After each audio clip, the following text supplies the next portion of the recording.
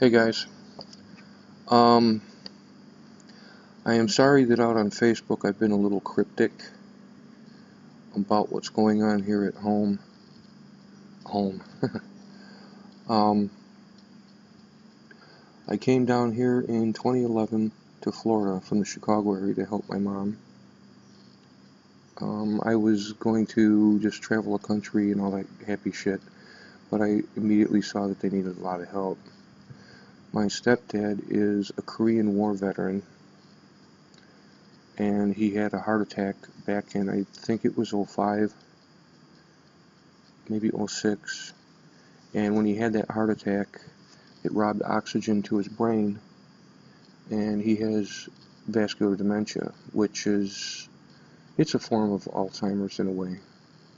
He can remember things that go back 30, 40 years, but he can't remember some simple things, which, it's not his fault. That's what happens. He also has COPD, so he's on oxygen 24 hours a day, 7 days a week. He has a litany of problems, diabetes, not to the point where he's taking insulin, but it's pretty difficult. And my mom she's been the main caregiver. Since I've been down here, I've been helping out, but there's only so much you can do. And my mom's a pretty tough broad, and she's controlling, so she wants to make sure she's doing the job, and which is fine. I understand that. My mom, well, my stepdad is 85. My mom is almost 83. She has Parkinson's, which, you think of Parkinson's and you think of the shaking. Well, that's true. That is part of the disease. But it's a brain disease. So what it also is it's memory loss, depression, anxiety, lack of sleep, you name it. You take that and you couple that with having to watch my stepdad, it's been very difficult for her. Oh, did I mention that in the last decade she had macular degeneration in one eye? She had a surgery that was not successful. So in one eye, she is legally blind. She can see light and shadows, but she can't really see. And in the other eye, since I've been down here, she had a cataract surgery, and it was successful. However, she's also showing signs of macular degeneration in that eye as well.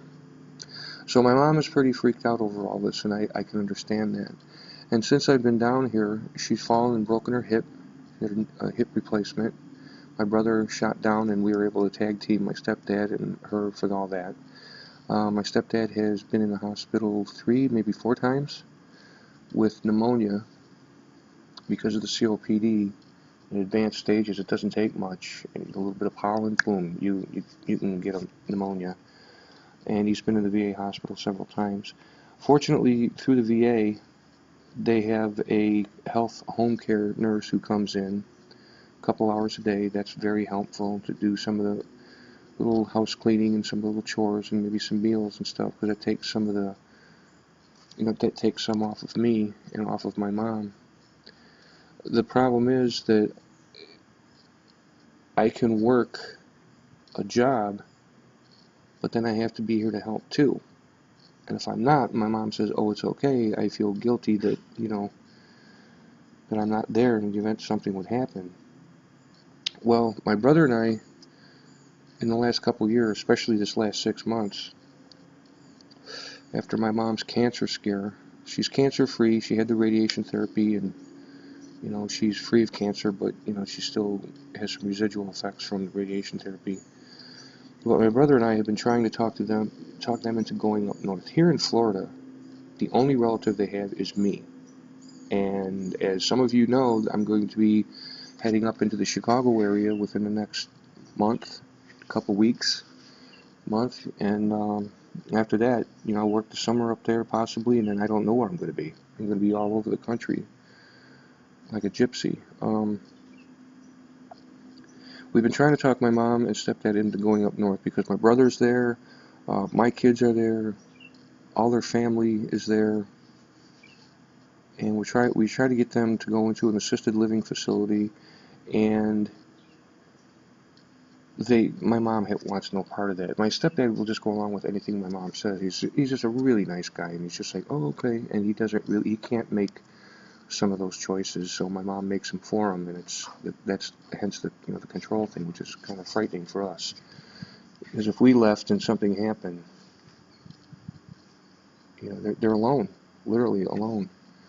And if he would to die or to go into an assisted living facility and like a nursing home and have to stay there because his condition was too grave, my mom would be alone, period. Because at that point, the home health care girl wouldn't be able to come in because she's there specifically for my stepdad, who's a vet. Well, my brother and I, we've had my mom deciding at first, yes, I'll move up north. Then no, then yes, then no, then it's going back and forth. It's creating a lot of friction between all of us. It's just a decision that I wish she could make the right one. The right decision is to go into an assisted living facility. These places they're not like gloom and doom. These places are apartments. Your food, your rent, your electric, your phone, it's all paid for. You even have, people will take you to and from doctor's appointments. In the event that you're too sick to leave, they have somebody who will come in. They have nurses who come in and help with medicines. But my mom keeps saying she wants a house. Well, that's really not doable. If they sell their house down here and buy a small place up there with all the bills that they're going to have, and then on top of that, having to hire some person to come out and help them, it's impossible.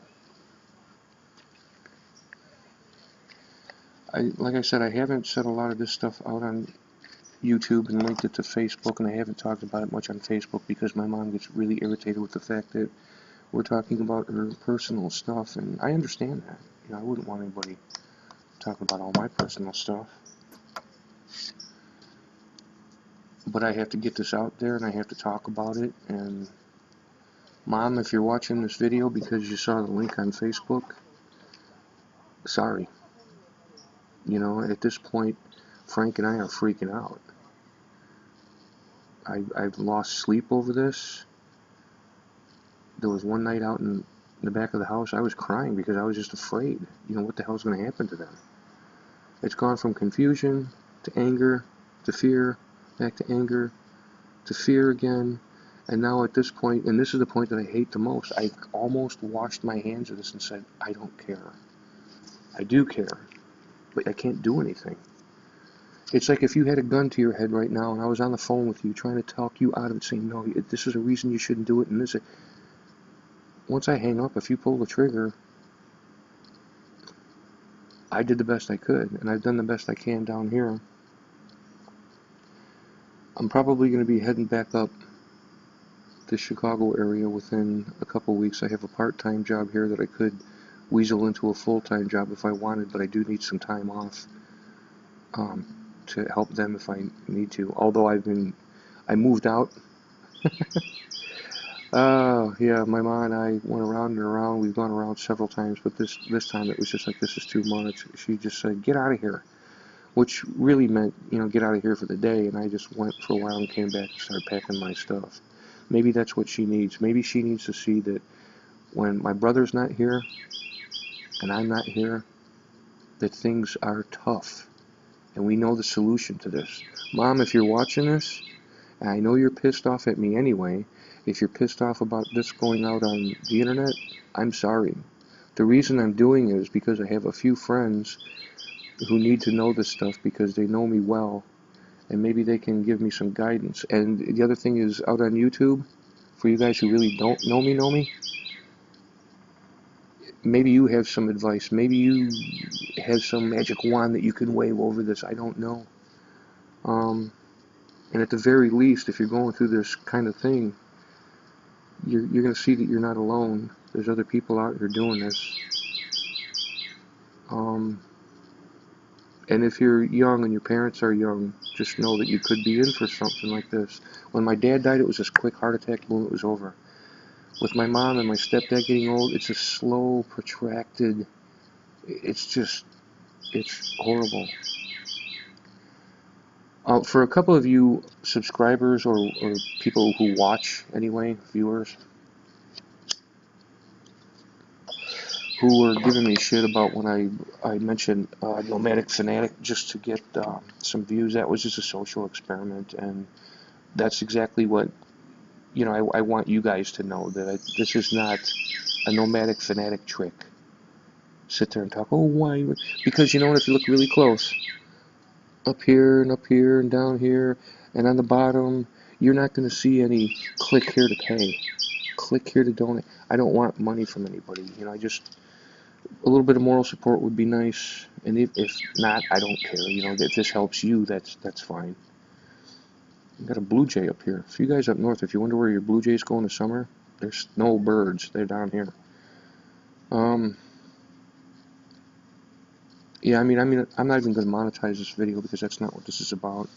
I'm going to shorten up the intro. It's not a special adventure. It's just everybody's coming up for air, trying to breathe. So, Ma, I'm sorry if you see this and you're mad. You're mad at me anyhow. Just, I wish you would make the right decision.